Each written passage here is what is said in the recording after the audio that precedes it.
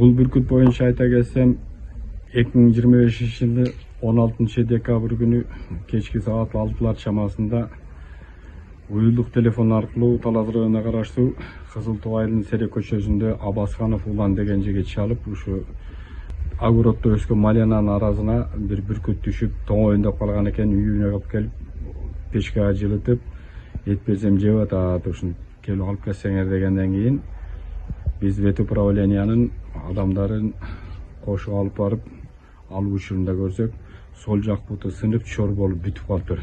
Бир буту жок да. Ага чейин жетекчиликке далаш деттик да.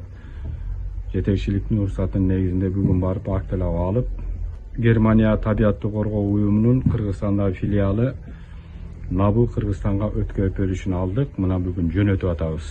Ал жактан өздөрү Бишкек алып барат да, алдан нары карай боомдо булардын өздөрүнүн ушу айбанатташтыруу борбору бар.